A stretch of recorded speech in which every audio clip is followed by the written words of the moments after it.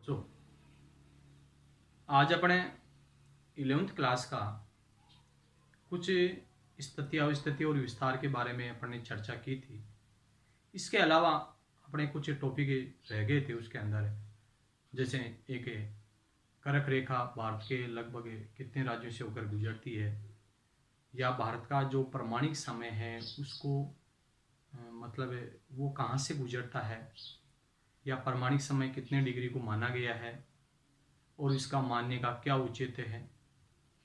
इसके अलावा कुछ इसके भौतिक प्रदेश हैं वो किस प्रकार से हैं, भारत के पड़ोसी देश कौन कौन से हैं, इसके संबंध में अपन चर्चा करने जा रहे हैं।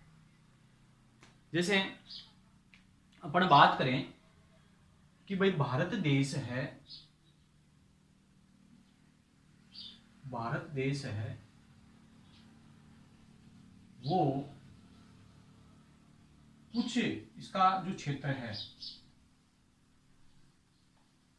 ये, जैसे इस तरफ का जो क्षेत्र है अपने जम्मू कश्मीर वाला जो क्षेत्र है, अपने इस तरफ का पाकिस्तान वाला क्षेत्र है, इस तरफ का आपके चीन वाला जो क्षेत्र है, यहाँ नेपाल वाला क्षेत्र है, यहाँ भूटान वाला क्षेत्र है, यहाँ पर आपके बांग्लादेश का है, इधर म्यांमार का क्षेत्र है। इसके बारे में अपन चर्चा करेंगे। इनमें अगर देखा जाए तो सबसे पहले कि भाई भारत का जो अक्षांश और देशांतरी विस्तार अपन ने ज्ञात कर लिया था, उसके अंदर अंतर भी अपन ने पढ़ा था कि भाई कितना क्या अंतर रहा है उसके अंदर। इसके अलावा अपने जो कर्क रेखा है काफी ज्यादा महत्वपूर्ण भी है। 23.5 डिग्री उत्तरी अक्षांश रेखा को कर्क रेखा के नाम से जाना जाता है। ये लगभग भारत के लगभग मध्य से होकर के गुजरता है, और इसके अंदर कौन कौन से राज्य आते हैं इसके नाम अपन लिख लेते हैं। जैसे एक इसके लिए क्या है, एक छोटा सा मैंने सूत्र बनाया है परमानेंट याद करने के हिसाब से कि भाई ये परमानेंट याद किया जा सकता है आपके। जैसे एक सूत्र है गुराम छ झापे त्रिमी, गुराम छ झापे त्रिमी, इस प्रकार का कहने वाला एक सूत्र बनाया है, जिनमें पहला जो अक्षर है गु है, जैसे इसका मतलब है गुजरात, गुजरात का क्षेत्र है। रा का मतलब है राजस्थान, राजस्थान। मैं का मतलब है मध्य प्रदेश। इसके अलावा छ का मतलब है छत्तीसगढ़, छत्तीसगढ़ के का जो क्षेत्र है। इसके अलावा झा है, झा का मतलब है झारखंड। पै का मतलब है पश्चिमी बंगाल। त्रि का मतलब है त्रिपुरा, और मी का मतलब है मिजोरम। मतलब क्या है इसका कि गुराम से जापे त्रिमी एक सूत्र बना लिया अपन ने, और यहां पर है जैसे गुजरात का क्षेत्र है, राजस्थान का कुछ डूंगरपुर बांसवाड़ा वाला जो क्षेत्र है, इसके अलावा मध्य प्रदेश का क्षेत्र है, मध्य प्रदेश के अलावा आपकी ये छत्तीसगढ़ वाला क्षेत्र है, छत्तीसगढ़ के अलावा झारखंड वाला क्षेत्र है, झारखंड के अलावा पश्चिम बंगाल वाला क्षेत्र है, यहाँ त्रिपुरा वाला क्षेत्र है, और यहाँ पर मिजोरम वाला क्षेत्र है। मतलब कुल मिलाकर के आपके जैसे 1 2 3 4 5 6 7 और 8, मतलब 8 राज्यों से होकर के कर्क रेखा गुजरती है, कर्क रेखा गुजरती है। ये कौन सी रेखा है? कर्क रेखा। कर्क रेखा भारत के कितने राज्यों से होकर गुजरती है, ये भी काफी जनरल नॉलेज का क्वेश्चन भी है कि भाई काफी महत्वपूर्ण क्वेश्चन है। तो इस प्रकार से आपको बताना है कि कितने राज्यों से होकर गुजरती है। 8 राज्यों से होकर गुजरती है, जिनमें गुजरात है, राजस्थान है, मध्य प्रदेश है, छत्तीसगढ़ है, झारखंड है, पश्चिम बंगाल है, त्रिपुरा और मिजोरम है। इस प्रकार से 8 राज्यों से होकर के ये रेखा गुजरती है। ठीक है, लगभग बीचों बीच से होकर के गुजरती है, और भारत को 2 भागों में बांटती है। ऊपरी जो भाग है वो क्या है? शीतोष्ण कटिबंध, कौन सा कटिबंध बनाती है? शीतोष्ण कटिबंध। और दक्षिणी भाग को क्या कहेंगे? उष्ण कटिबंध के नाम से उसको जाना जाएगा। तो इस प्रकार से मतलब है दो भागों में ये डिवाइड करती है, अपने देश की जलवायु को भी काफी ज्यादा प्रभावित करती है। और वो ऊपरी भाग को शीतोष्ण कटिबंध और दक्षिणी भाग को उष्ण कटिबंध के नाम से जाना जाता है। जब भी तो अधिकतर गेहूं की जो पैदावार है ये उत्तरी भाग में, मतलब ठंड ज्यादा कौन से भाग में पड़ती है? उत्तरी भाग में पड़ती है, और दक्षिणी भाग में गर्मी ज्यादा पड़ती है। तो इस प्रकार का कहने वाला ये स्थिति इसके अंदर पाई जाती है। इसके बाद की अगर स्थिति देखें अपने कि भारत का प्रमाणिक समय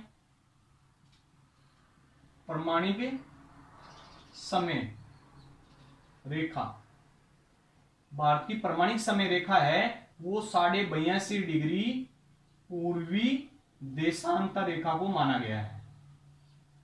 82.5 डिग्री पूरी देशांतर रेखा को भारत का प्रमाणिक समय रेखा मानी गई है। और भारत की प्रमाणिक समय रेखा है ये यहां से ऐसे गुजरती है, जो लगभग 5 राज्यों से होकर गुजरती है। कितने राज्यों से होकर गुजरती है? 5 राज्यों से होकर के गुजरती है। देखो 5 राज्य कौन कौन से हैं। वैसे मेन जो पॉइंट है इसका वो है एक नैनी गांव, उत्तर प्रदेश में एक नैनी गांव है। और नैनी गांव एरोप्लेन के लिए प्रसिद्ध है। वैसे सबसे पहले एरोप्लेन जो उड़ाई गई थी वो नैनी गांव तक गई थी, ठीक है। इसके कारण से नैनी गांव प्रसिद्ध है। और नैनी गांव से के पास से होकर के एक 82.5 डिग्री पूरी देशांतर रेखा जो भारत का प्रमाणिक समय माना गया है वो भी वहीं से होकर के गुजरती है, ठीक है। इलाहाबाद से नैनी के बीच में उड़ाई गई थी सबसे पहले प्लेन, ठीक है, वो नैनी गांव है ये। और उत्तर प्रदेश राज्य का एक गांव है। यहां पर क्या है, यहां से होकर के गुजरती है तो ये एक तो उत्तर प्रदेश का क्षेत्र आ जाता है। यहाँ पर तो उत्तर प्रदेश के बाद में इस जगह का जो क्षेत्र है ये एमपी वाला क्षेत्र आ जाता है, ये छत्तीसगढ़ वाला क्षेत्र आता है। छत्तीसगढ़ के अलावा अपने पश्चिम बंगाल का क्षेत्र भी आता है। पश्चिम बंगाल के अलावा आपके उड़ीसा का क्षेत्र भी आता है। उड़ीसा के अलावा आंध्र प्रदेश का क्षेत्र भी आता है। मतलब क्या है इसका, ये जो रेखा है 82.5 डिग्री पूरी देशांतर रेखा है, इसको भारत का प्रमाणिक समय माना गया है। और ग्रीनविच रेखा से 5.5 घंटे आगे है। देखो इसको हल करके भी अपन देखेंगे कि भाई 5.5 घंटे आगे कैसे हैं, इस प्रकार की स्थिति कैसी बनी। इससे पहले अपन देखें कि भाई ये कितने राज्यों से होकर गुजर रहा है। ये 5 राज्यों से होकर के गुजर रही है। ये 82.5 डिग्री पूरी देशांतर रेखा है, ये 5 राज्यों से होकर गुजर रही है। इनके अंदर उत्तर प्रदेश है, मध्य प्रदेश है, छत्तीसगढ़ का क्षेत्र है, ओडिशा का क्षेत्र है और आंध्र प्रदेश का क्षेत्र है। तो इस प्रकार से ये 5 राज्यों से होकर के गुजरती है। अब भारत का जो प्रमाणिक समय है 82.5 डिग्री पूरी देशांतर रेखा, ये ग्रीनविच रेखा से 5.5 घंटे आगे कैसे है। देखो इसकी गणना अपन करते हैं तो देखो 82 को किससे गुणा करना है अपन को? 4 से गुणा है, 4 से गुणा करना है। 4 दूनी 8, 8 चौक 32, ठीक है। और आधा डिग्री का मतलब है वो 4 है तो ये आधा डिग्री का मतलब 2 डिग्री हो गया, तो 2 ये जुड़ गया इसके अंदर। तो कितने हो गए? 330। 330 में भाग लगाएंगे 60 का, 60 का भाग लगाएंगे तो कितने घंटे हो गए? 5 घंटे 30 मिनट। 5 घंटे 30 मिनट। अर्थात जो ग्रीनविच रेखा है, जैसे मान लो ये जो भाग अपन देखते हैं और यहां पर एक बीचों बीच एक ग्रीनविच रेखा खींची गई है 0 डिग्री देशांतर रेखा, उससे अपना जो देश है ये 5.5 घंटे आगे है। 5.5 घंटे आगे है, ठीक है ना। समय कितना घंटे आगे है? 5.5 घंटे आगे, क्योंकि पूर्व की ओर जाएंगे तो समय बढ़ेगा और पश्चिम की ओर जाएंगे तो समय घटेगा। इस प्रकार की मतलब पृथ्वी की घूर्णन क्रिया के कारण से इस प्रकार की गतिविधियां होती है, ठीक है। इसके अलावा अपन देखें तो ये 5 राज्यों से 5.5 घंटे आगे है और भारत का प्रमाणिक समय 82.5 डिग्री पूरी देशांतर को माना गया। इसके अलावा अपन देखें कि भाई भारत के कुछ स्थलीय भाग से लगे हुए जो देश है वो कितने हैं। स्थलीय भाग से लगे हुए देश कितने हैं अपने, देखो गिन लेते हैं अपने। एक तो इस भाग का